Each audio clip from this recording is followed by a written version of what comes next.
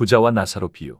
예수님께서 비유가 아니면 아무것도 말씀하지 아니하셨다는 뜻은 실체가 없는 비유는 없다는 말씀이십니다.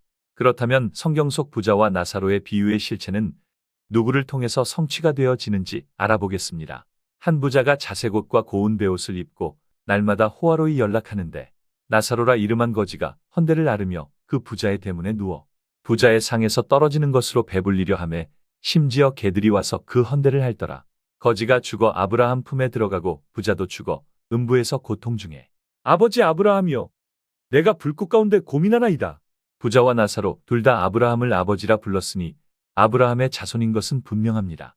부자는 이삭을 희롱한 이스마엘과 그 자손인 바다 모래 같은 권력을 가진 자며 나사로는 이삭 대신 그리스도와 하늘의 별과 같은 적은 무리입니다. 갈라디아서 4장에 아브라함 자손 중 육체를 따라 난 이스마엘이 성령을 따라 난 이삭 그리스도와 그 자손을 핍박한다 하신 예언이 바로 나사로 비유에 짝된 말씀입니다.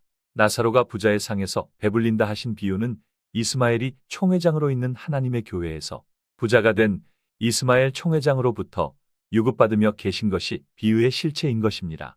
대문에 누워 하신 비유는 부자가 머물고 있는 총회가 부자의 집이며 국내 세워진 교회는 부자의 마당이 되는 것이기에 해외 세워진 교회가 대문 밖이 되는 것입니다.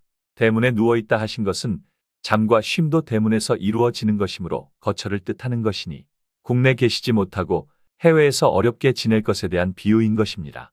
이삭이 예루살렘 주인이심에도 국내 계시지 못하시고 먼 나라 미국에 계시면서 나사로와 같은 고단한 목자의 삶을 사실 때 심지어 개들이 와서 헌대를 핥더라 하신 개는 부자 총회장을 주인으로 모시고 오직 총회장 말에만 개처럼 꼬리를 흔들며 말을 잘 듣는 자들을 비유하셨던 것입니다. 미국에서 목자로 계시며 나사로의 삶으로 인해서 상처나고 고통 속에 계실 때 개들 즉 짐승과 동일 한 이가 또 그를 추종하는 거짓 선지자들까지 모함하고 참소하며 멸시하고 심지어는 거짓을 모의해서 결국 제명까지 시키려 하였던 자들을 개들로 또는 짐승으로 비유하셨던 것입니다. 2000년 전 초림 예수님께서 나사로를 우리 친구라 표현하신 말씀과 이 세상이 너희를 미워하면 너희보다 먼저 나를 미워한 줄 알라 하신 말씀처럼 비록 이 땅에서의 삶은 그리스도와 함께 고난을 당하게 되는 나사로의 삶을 살아가지만 천국 유업이 약속되어 있는 것입니다. 이스마엘 총회장과 육신의 자손들은 이 세상에서는 인정받고 세상 권세자들과 함께 부유한 삶을 살겠으나 심판의 날에는 지옥불 고통 속에 물 한 방울조차 얻지 못하는 날이 오게 될 것입니다.